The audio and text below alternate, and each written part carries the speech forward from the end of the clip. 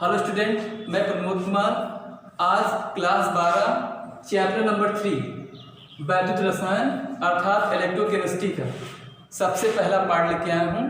इसका जिक्र तुम लोगों ने क्लास 11 में एक पार्ट था रेडॉक्स, उसमें भी किया होगा। रेडॉक्स में हालांकि इसमें शास्त्रीय तौर पे बताया गया था, लेकिन यहाँ पर डी से तुम लोगों को पढ़ना है। तो सबसे पहले हम जानेंगे कि इलेक्ट्रोकेमिस्ट्री है क्या, अर्थात वैद्युत रसायन क्या है। तो सबसे पहले इसका अर्थ जानते हैं। इलेक्ट्रोकेमिस्ट्री हालांकि दो शब्दों से मिलकर बना है, इलेक्ट्रो और केमिस्ट्री। इलेक्ट्रो का अर्थ है इलेक्ट्रिसिटी, इलेक्ट्रिसिटी, इलेक्ट्रिसिटी अर्थात वैद्युत, अर्थात वैद्युत। और केमिस्ट्री का मतलब जानते हैं बच्चे, रसायन अर्थात पदार्थों की रसायन या पदार्थों की विज्ञान। तो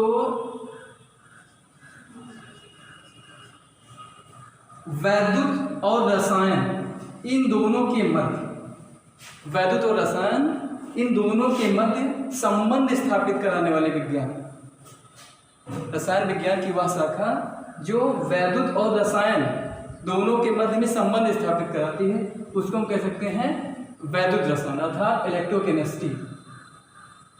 तो इसलिए हम लोग पढ़ेंगे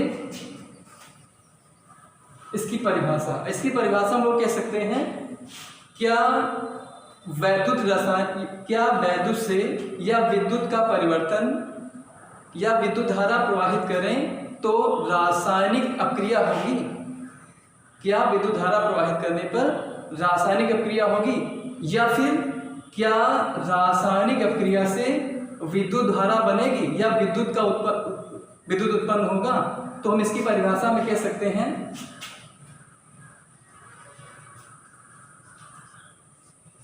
रसायन विज्ञान की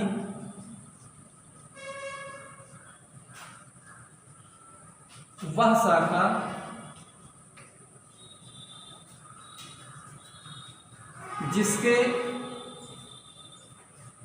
जिसके अंतर्गत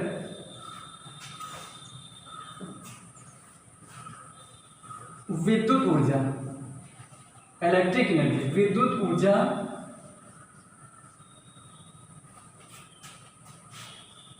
का परिवर्तन या वैद्युत ऊर्जा के परिवर्तन से, वैद्युत ऊर्जा के परिवर्तन से रासायनिक ऊर्जा या फिर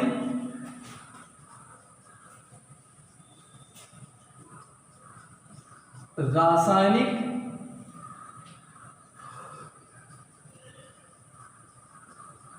ऊर्जा के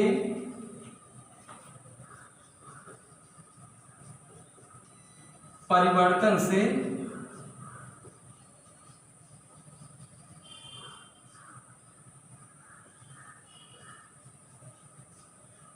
विद्युत ऊर्जा का निर्माण।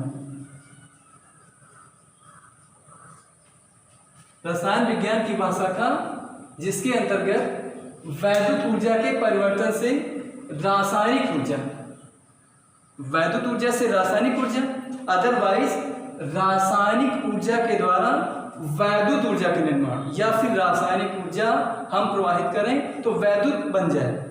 तो इस विज्ञान की शाखाओं को हम कह सकते हैं वैद्युत रसायन या फिर इलेक्ट्रोकेमिस्ट्री।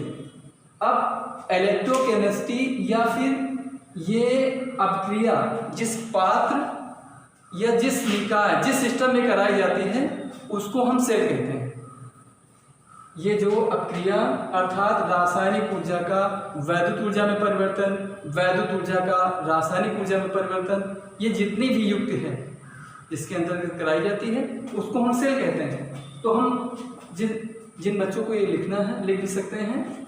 और फिर जो सेल है विद्युत अपघटनी सेल, तो विद्युत अपघटनी सेल की डेफिनेशन हम कह सकते हैं कि जब इलेक्ट्रिक एनर्जी, वैद्युत ऊर्जा का परिवर्तन केमिकल एनर्जी अर्थात रासायनिक ऊर्जा में, तो उनको हम कह सकते हैं विद्युत अपघटनी सेल।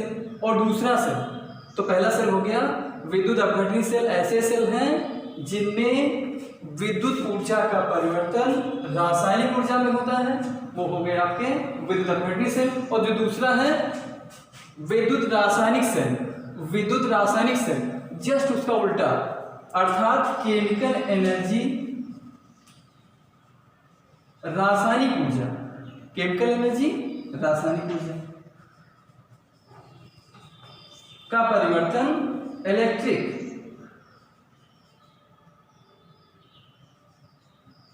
एनर्जी में हो जाए।